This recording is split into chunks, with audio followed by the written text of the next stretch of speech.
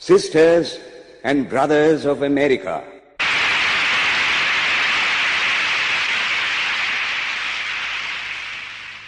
it fills my heart with joy unspeakable to rise in response to the warm and cordial welcome which you have given us.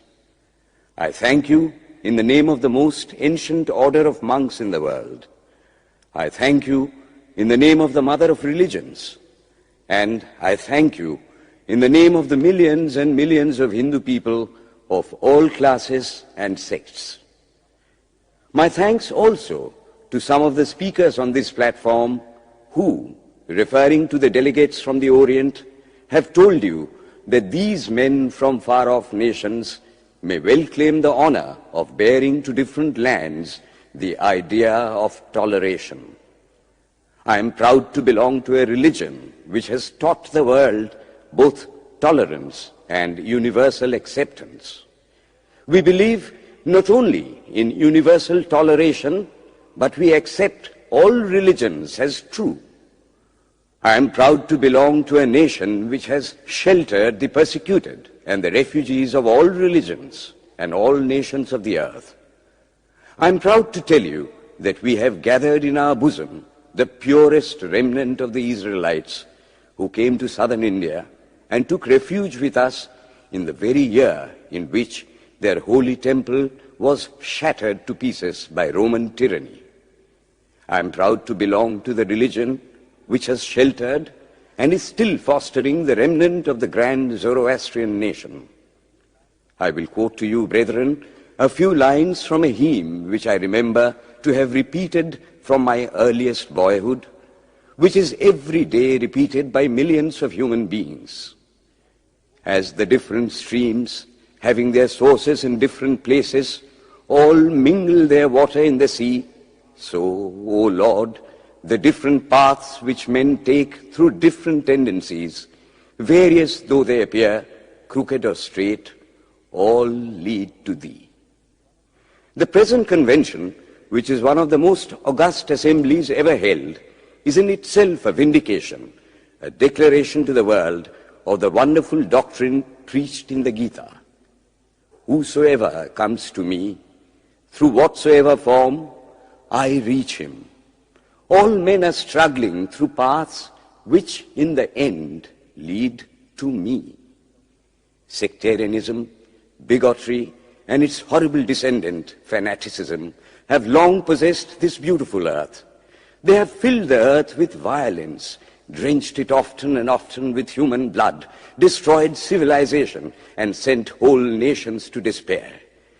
Had it not been for these horrible demons, human society would be far more advanced than it is now.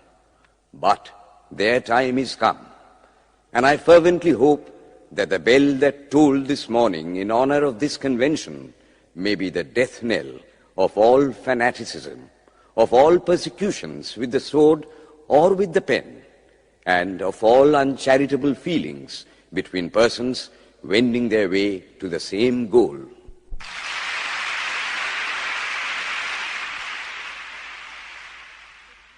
Ladies and gentlemen, on the agenda for today, the 15th of September, 1893, a galaxy of eminent speakers are scheduled to address us, and it gives us great pleasure to once again invite Swami Vivekananda to speak.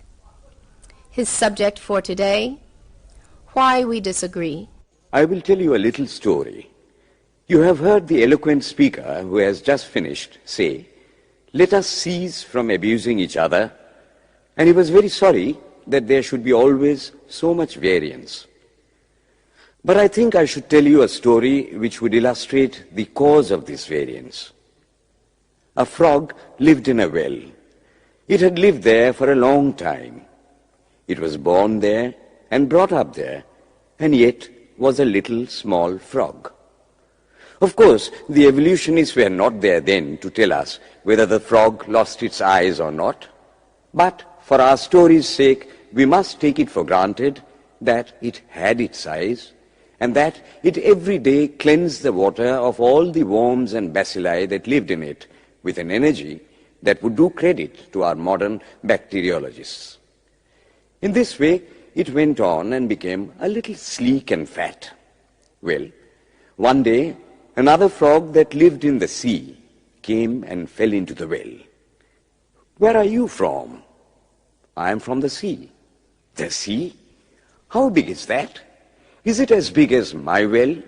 And he took a leap from one side of the well to the other. "My friend," said the frog of the sea, "how do you compare the sea with your little well?" Then the frog took another leap and asked, "Is your sea so big?" "What nonsense you speak, to compare the sea with your well." "Well then," said the frog of the well, "nothing can be bigger than my well. There can be nothing bigger than this. This fellow is a liar, so turn him out." That has been the difficulty all the while.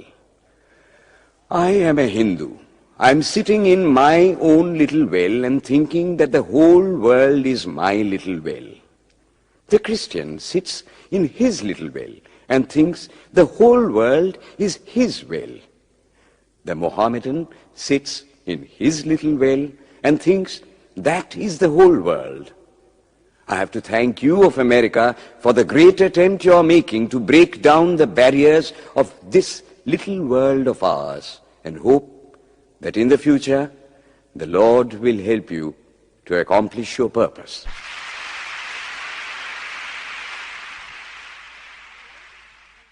Delegates and friends, today, the 19th of September, 1893, is the 9th day of the World's Parliament of Religions.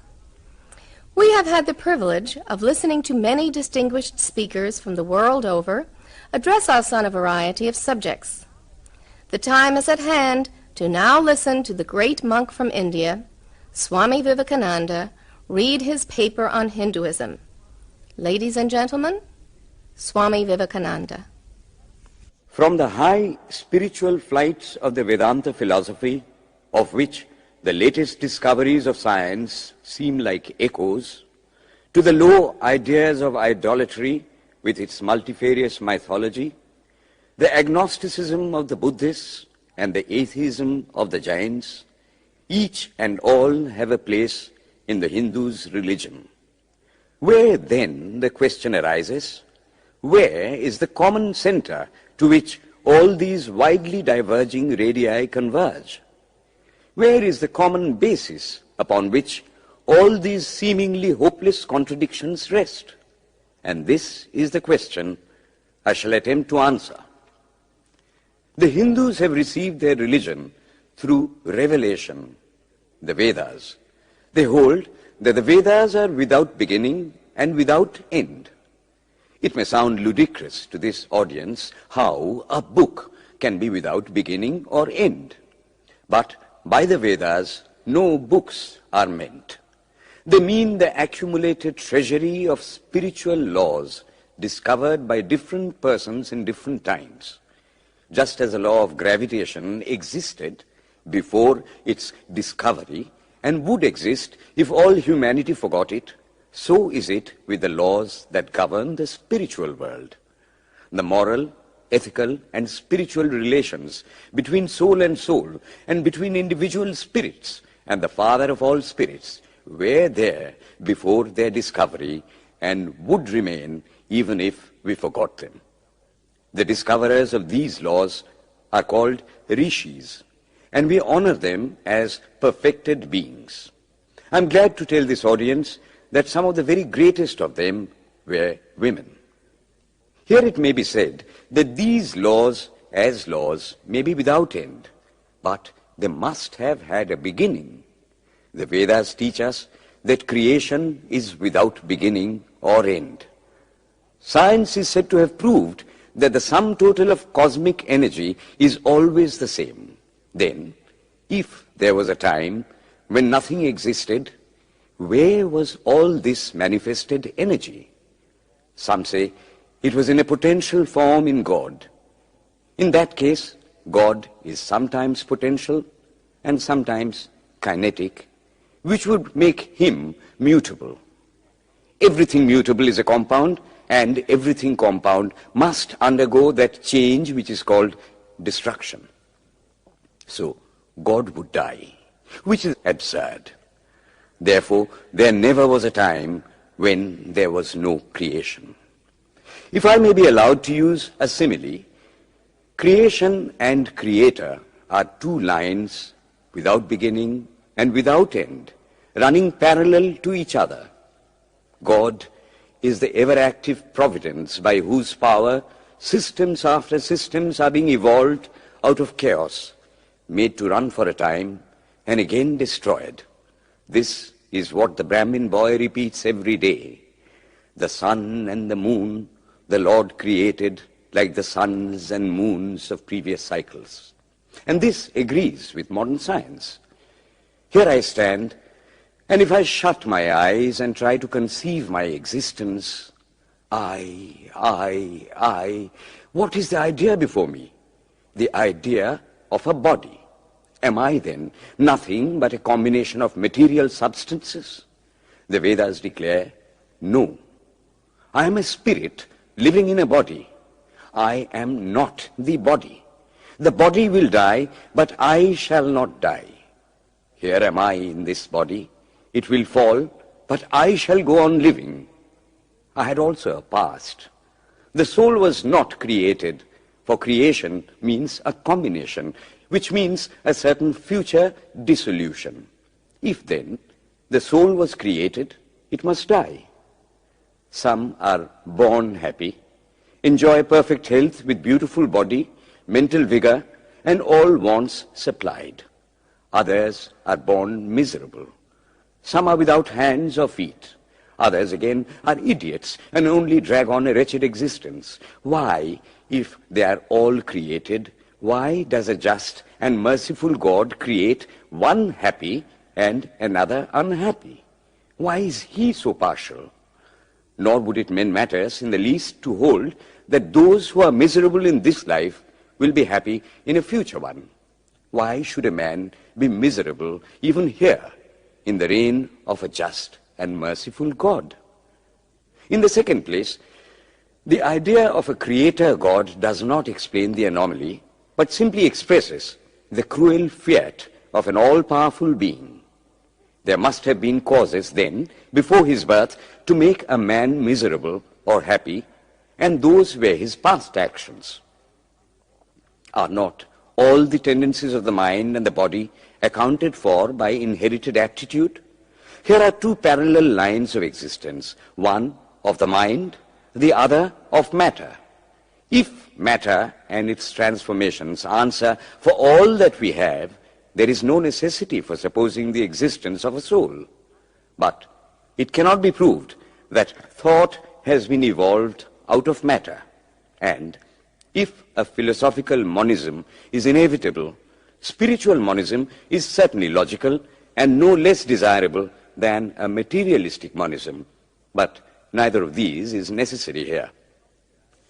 We cannot deny that bodies acquire certain tendencies from heredity, but those tendencies only mean the physical configuration through which a peculiar mind alone can act in a peculiar way.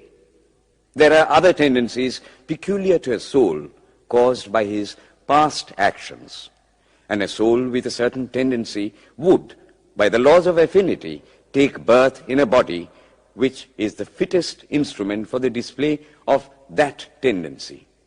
This is in accord with science, for science wants to explain everything by habit, and habit is got through repetitions. So, repetitions are necessary to explain the natural habits of a newborn soul, and since they were not obtained in this present life, they must have come down from past lives. There is another suggestion.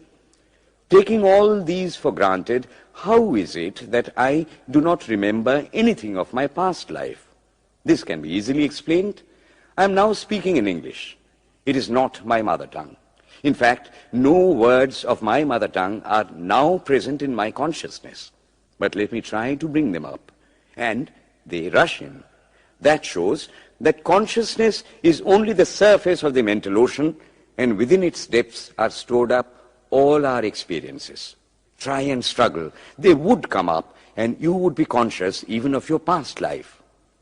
This is direct and demonstrative evidence. Verification is the perfect proof of a theory, and here is the challenge thrown to the world by the rishis. We have discovered the secret by which the very depths of the ocean of memory can be stirred up. Try it, and you would get a complete reminiscence of your past life. So then, the Hindu believes that he is a spirit. Him the sword cannot pierce, him the fire cannot burn, him the water cannot melt, him the air cannot dry. He is nowhere, but whose center is located in the body, and that death means the change of this center from body to body. Nor is the soul bound by the conditions of matter. In its very essence, it is free, unbounded, holy, pure, and perfect. But somehow or other, it finds itself tied down to matter and thinks of itself as matter. Why should the free, perfect, and pure being be thus under the thraldom of matter, is the next question. How can the perfect soul be deluded into the belief that it is imperfect? We have been told that the Hindus shirk the question and say that no such question can be there. Some thinkers want to answer it by positing one or more quasi-perfect beings and use big scientific names to fill up the gap. But naming is not explaining. The question remains the same. How can the perfect become the quasi-perfect? How can the pure, the absolute, change even a microscopic particle of its nature? But the Hindu is sincere. He does not want to take shelter under sophistry. He is brave enough to face the question in a manly fashion, and his answer is, I do not know. I do not know how the perfect being, the soul, came to think of itself as imperfect, as joined to and conditioned by matter. But the fact is a fact for all that. It is a fact in everybody's consciousness that one thinks of oneself as the body. The Hindu does not attempt to explain why one thinks one is the body. The answer, that it is the will of God, is no explanation. This is nothing more than what the Hindu says, I do not know. Well then, the human soul is eternal and immortal, perfect and infinite, and death means only a change of center from one body to another. The present is determined by our past actions, and the future by the present. The soul will go on evolving up or reverting back from birth to birth and death to death. But here is another question. Is man a tiny boat in a tempest, raised one moment on the foamy crest of a billow and dashed down into a yawning chasm the next, rolling to and fro at the mercy of good and bad actions, a powerless, helpless wreck in an ever-raging, ever-rushing, uncompromising current of cause and effect, a little moth placed under the wheel of causation, which rolls on, crushing everything in its way, and waits not for the widow's tears or the orphan's cry? The heart sinks at the idea. Yet, this is the law of nature. Is there no hope? Is there no escape? Was the cry that went up from the bottom of the heart of despair. It reached the throne of mercy, and words of hope and consolation came down and inspired a Vedic sage, and he stood up before the world and in trumpet voice proclaimed the glad tidings. Hear ye, children of immortal bliss, even ye that reside in higher spheres. I have found the ancient one who is beyond all darkness, all delusion. Knowing him alone, you shall be saved from death over again. Children of immortal bliss. What a sweet, what a hopeful name. Allow me to call you, brethren, by that sweet name, heirs of immortal bliss. Yea, the Hindu refuses to call you sinners. We are the children of God, the sharers of immortal bliss, holy and perfect beings. Ye divinities on earth, sinners, it is a sin to call a man so. It is standing libel on human nature. Come up, O lions, and shake off the delusion that you are sheep. You are souls immortal, spirits free, blessed and eternal. Ye are not matter, ye are not bodies. Matter is your servant, not you the servant of matter. Thus it is that the Vedas proclaim not a dreadful combination of unforgiving laws, not an endless prison of cause and effect, but that at the head of all these laws, in and through every particle of matter and force stands one, by whose command the wind blows, the fire burns, the clouds rain, and death stalks upon the earth. And what is his nature? He is everywhere, the pure and formless one, the Almighty and the All-Merciful. Thou art our Father, thou art our Mother, thou art our beloved friend, thou art the source of all strength, give us strength. Thou art he that beareth the burdens of the universe. Help me bear the little burden of this life. Thus sang the rishis of the Vedas. And how to worship him? Through love. He is to be worshipped as the one beloved, dearer than everything in this and the next life. This is the doctrine of love declared in the Vedas, and let us see how it is fully developed and taught by Krishna, whom the Hindus believe to have been God incarnate on earth. He taught that a man ought to live in this world like a lotus leaf, which grows in water, but is never moistened by water. So a man ought to live in the world, his heart to God and his hands to work. It is good to love God for hope of reward in this or the next world, but it is better to love God for love's sake.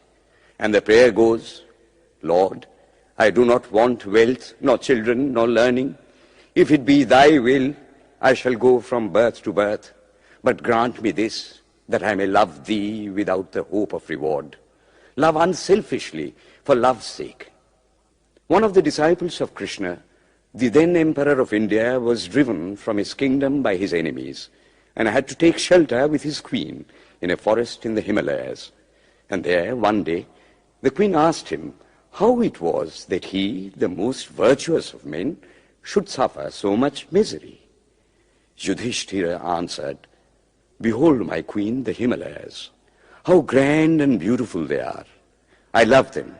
They do not give me anything, but my nature is to love the grand, the beautiful. Therefore, I love them. Similarly, I love the Lord. He is the source of all beauty, of all sublimity. He is the only object to be loved. My nature is to love him, and therefore I love. I do not pray for anything. I do not ask for anything. Let him place me wherever he likes. I must love him for love's sake. I cannot trade in love. The Vedas teach that the soul is divine, only held in the bondage of matter. Perfection will be reached when this bond will burst, and the word they use for it is, therefore, mukti, freedom. Freedom from the bonds of imperfection, freedom from death and misery. And this bondage can only fall off through the mercy of God, and this mercy comes on the pure. So, purity is the condition of his mercy. How does that mercy act? He reveals himself to the pure heart. The pure and the stainless see God, yea, even in this life. Then and then only all the crookedness of the heart is made straight. Then all doubt ceases. He is no more the freak of a terrible law of causation. This is the very center, the very vital conception of Hinduism. The Hindu does not want to live upon words and theories. If there are existences beyond the ordinary sensuous existence, he wants to come face to face with them. If there is a soul in him which is not matter, if there is an all-merciful universal soul, he will go to him direct. He must see him, and that alone can destroy all doubts. So, the best proof a Hindu sage gives about the soul, about God, is, I have seen the soul, I have seen God. And that is the only condition of perfection. The Hindu religion does not consist in struggles and attempts to believe a certain doctrine or dogma, but in realizing, not in believing, but in being and becoming. Thus, the whole object of their system is by constant struggle to become perfect, to become divine, to reach God and see God. And this reaching God, seeing God, becoming perfect, even as the Father in heaven is perfect, constitutes the religion of the Hindus. And what becomes of a man when he attains perfection? He lives a life of bliss infinite. He enjoys infinite and perfect bliss, having obtained the only thing in which man ought to have pleasure, namely God, and enjoys the bliss with God. So far, all the Hindus are agreed. This is the common religion of all the sects of India. But then, perfection is absolute, and the absolute cannot be two or three. It cannot have any qualities. It cannot be an individual. And so, when a soul becomes perfect and absolute, it must become one with Brahma, and it would only realize the Lord as the perfection, the reality of its own nature and existence, the existence absolute, knowledge absolute, and bliss absolute. We have often and often read this called the losing of individuality and becoming a stock or a stone. He jests at scars that never felt a wound. I tell you, it is nothing of the kind. If it is happiness to enjoy the consciousness of this small body, it must be greater happiness to enjoy the consciousness of two bodies, the measure of happiness increasing with the consciousness of an increasing number of bodies, the aim, the ultimate of happiness being reached when it would become a universal consciousness. Therefore, to gain this infinite universal individuality, this miserable little prison individuality must go. Then alone can death cease when I am one with life. Then alone can misery cease when I am one with happiness itself.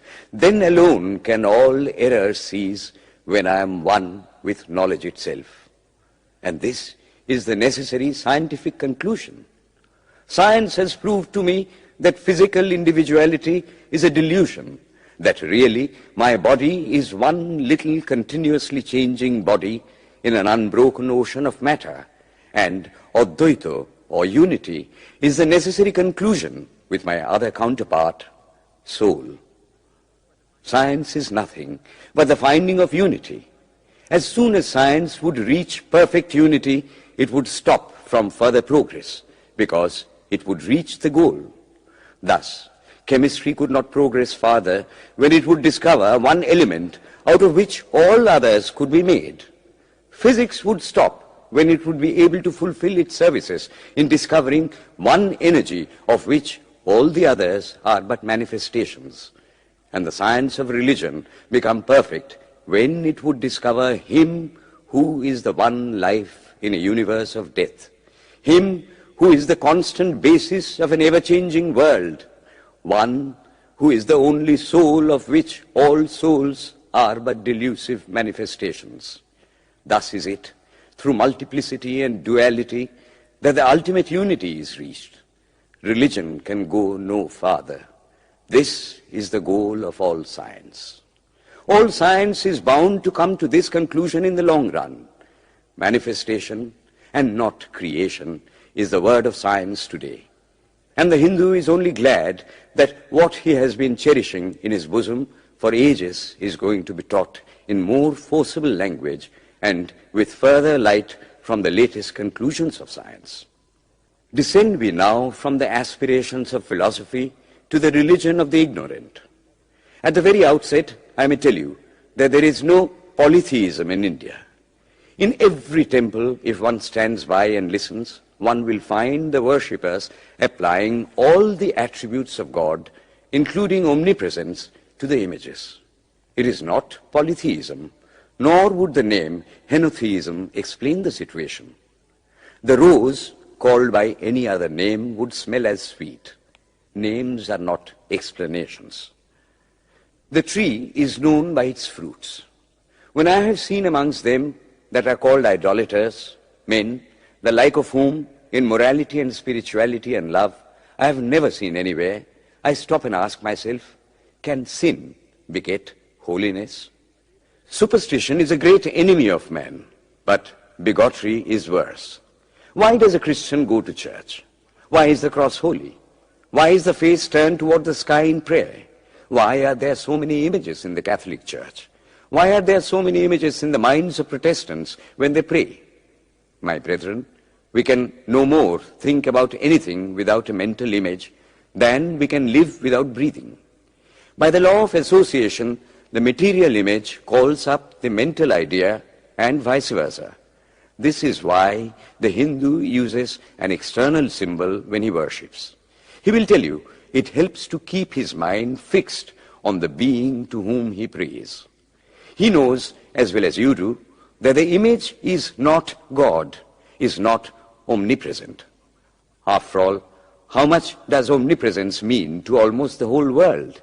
It stands merely as a word, a symbol. Has God superficial area? If not, when we repeat that word omnipresent, we think of the extended sky or of space. That is all. As we find that somehow or other, by the laws of our mental constitution, we have to associate our ideas of infinity with the image of the blue sky or of the sea, so we naturally connect our idea of holiness with the image of a church, a mosque, or a cross. The Hindus have associated the ideas of holiness, purity, truth, omnipresence, and such other ideas with different images and forms. But with this difference, that while some people devote their whole lives to their idol of a church and never rise higher, because with them religion means an intellectual assent to certain doctrines and doing good to their fellows, the whole religion of the Hindu is centered in realization. Man is to become divine by realizing the divine. Idols or temples or churches or books are only the supports, the helps of his spiritual childhood, but on and on he must progress. He must not stop anywhere. External worship, material worship, say the scriptures, is the lowest stage. Struggling to rise high, mental prayer is the next stage. But the highest stage is when the Lord has been realized. Mark, the same earnest man who is kneeling before the idol tells you, him the sun cannot express, nor the moon, nor the stars, the lightning cannot express him, nor what we speak of as fire. Through him they shine. But he does not abuse anyone's idol or call its worship sin. He recognizes in it a necessary stage of life. The child is father of the man. Would it be right for an old man to say that childhood is a sin or youth is a sin?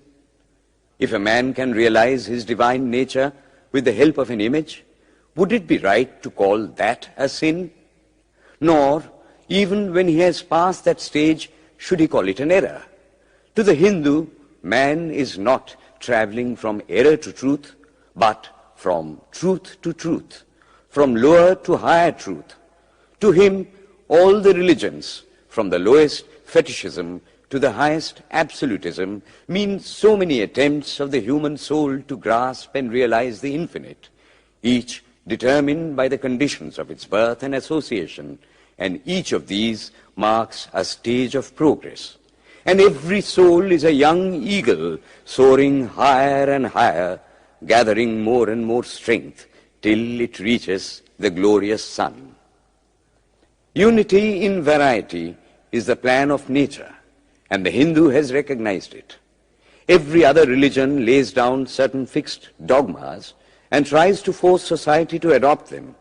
It places before society only one coat which must fit Jack and John and Henry all alike. If it does not fit John or Henry, he must go without a coat to cover his body. The Hindus have discovered that the absolute can only be realized or thought of or stated through the relative, and the images, crosses and crescents are simply so many symbols, so many pegs to hang spiritual ideas on. It is not that this help is necessary for everyone, but those that do not need it have no right to say that it is wrong, nor is it compulsory in Hinduism. One thing I must tell you, idolatry in India does not mean anything horrible. It is not the mother of harlots. On the other hand, it is the attempt of undeveloped minds to grasp high spiritual truths. The Hindus have their faults, they sometimes have their exceptions, but mark this, they are always for punishing their own bodies and never for cutting the throats of their neighbors. If the Hindu fanatic burns himself on the pyre, he never lights the fire of inquisition. And even this cannot be laid at the door of his religion any more than the burning of witches can be laid at the door of Christianity. To the Hindu, then, the whole world of religions is only a traveling, a coming up of different men and women through various conditions and circumstances to the same goal. Every religion is only evolving a God out of the material man, and the same God is the inspirer of all of them. Why, then, are there so many contradictions? They are only apparent, says the Hindu. The contradictions come from the same truth, adapting itself to the varying circumstances of different natures. It is the same light coming through glasses of different colors, and these little variations are necessary for purposes of adaptation. But in the heart of everything, the same truth reigns. The Lord has declared to the Hindu in his incarnation as Krishna, I am in every religion as a thread through a string of pearls. Wherever thou seest extraordinary holiness and extraordinary power raising and purifying humanity, know thou that I am there. And what has been the result? I challenge the world to find throughout the whole system of Sanskrit philosophy any such expression as that the Hindu alone will be saved and not others. Says Vyasa, we find perfect men even beyond the pale of our caste and creed. One thing more, how then can the Hindu, whose whole fabric of thought centers in God, believe in Buddhism, which is agnostic, or in Jainism, which is atheistic? The Buddhists or the Jains do not depend upon God, but the whole force of their religion is directed to the great central truth in every religion, to evolve a God out of man. They have not seen the Father, but they have seen the Son, and he that hath seen the Son hath seen the Father also. This, brethren, is a short sketch of the religious ideas of the Hindus. The Hindu may have failed to carry out all his plans, but if there is ever to be a universal religion, it must be one which will have no location in place or time, which will be infinite like the God it will preach, and whose sun will shine upon the followers of Krishna and of Christ, on saints and sinners alike, which will not be Brahminic or Buddhistic, Christian or Mohammedan, but the sum total of all these, and still have infinite space for development, which in its Catholicity will embrace in infinite arms and find a place for every human being from the lowest groveling savage, not far removed from the brute, to the highest man towering by the virtues of his head and heart almost above humanity, making society stand in awe of him and doubt his human nature.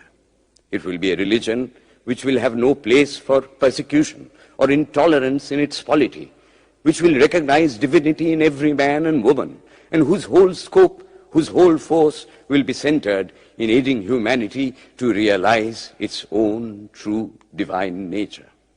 May he, who is the Brahma of the Hindus, the Ahura Mazda of the Zoroastrians, the Buddha of the Buddhists, the Jehovah of the Jews, the Father in heaven of the Christians, give strength to you to carry out your noble idea.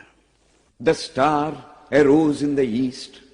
It traveled steadily towards the west, sometimes dimmed and sometimes effulgent, till it made a circuit of the world. And now it is again rising on the very horizon of the east, the borders of the Sanpo, 1,000-fold more effulgent than it ever was before.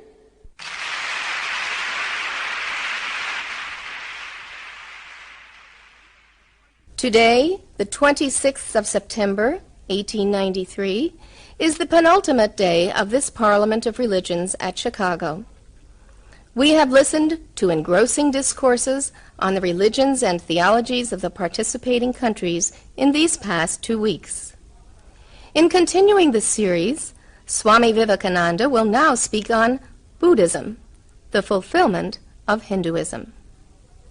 The religion of the Hindus is divided into two parts, the ceremonial and the spiritual. The spiritual portion is specially studied by the monks. In that, there is no caste. A man from the highest caste and a man from the lowest may become a monk in India, and the two castes become equal. In religion, there is no caste. Caste is simply a social institution. When Buddha was teaching, Sanskrit was no more the spoken language in India. It was then only in the books of the learned. Some of Buddha's Brahmin disciples wanted to translate his teachings into Sanskrit, but he distinctly told them, "I am for the poor, for the people. Let me speak in the tongue of the people." And so, to this day, the great bulk of his teachings are in the vernacular of that day in India. Whatever may be the position of philosophy, whatever may be the position of metaphysics, so long as there is such a thing as death in the world, so long as there is such a thing as weakness in the human heart, so long as there is a cry going out of the heart of man in his very weakness, there shall be a faith in God. Let us then join the wonderful intellect of the Brahmin with the heart, the noble soul, the wonderful humanizing power of the great Master.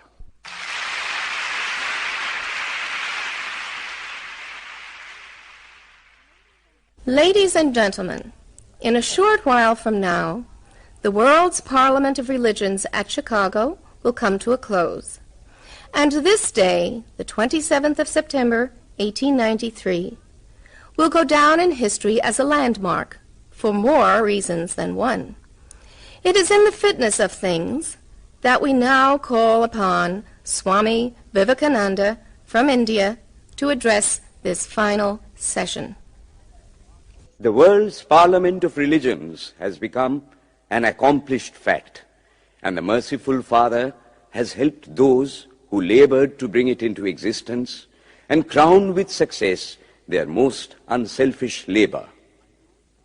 My thanks to those noble souls whose large hearts and love of truth first dreamt this wonderful dream and then realized it. My thanks to the shower of liberal sentiments that has overflowed this platform. My thanks to this enlightened audience for their uniform kindness to me and for their appreciation of every thought that tends to smooth the friction of religions. A few jarring notes were heard from time to time in this harmony. My special thanks to them, for they have, by their striking contrast, made the general harmony the sweeter. Much has been said of the common ground of religious unity.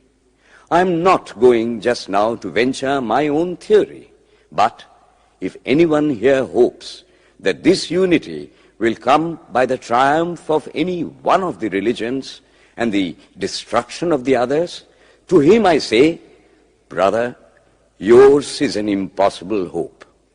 Do I wish that the Christian would become Hindu? God forbid. Do I wish that the Hindu or Buddhist would become Christian? God forbid. The seed is put in the ground, and earth and air and water are placed around it. Does the seed become the earth or the air or the water? No. It becomes a plant. It develops after the law of its own growth, assimilates the air, the earth, and the water, converts them into plant substance, and grows into a plant. Similar is the case with religion. The Christian is not to become a Hindu or a Buddhist, nor a Hindu or a Buddhist to become a Christian, but each must assimilate the spirit of the others and yet preserve his individuality and grow according to his own law of growth. If the Parliament of Religions has shown anything to the world, it is this. It has proved to the world that holiness, purity, and charity are not the exclusive possessions of any church in the world, and that every system has produced men and women of the most exalted character. In the face of this evidence, if anybody dreams of the exclusive survival of his own religion and the destruction of others, I pity him from the bottom of my heart and point out to him that upon the banner of every religion will soon be written, in spite of resistance, help and not fight, assimilation and not destruction, harmony and peace and not dissension.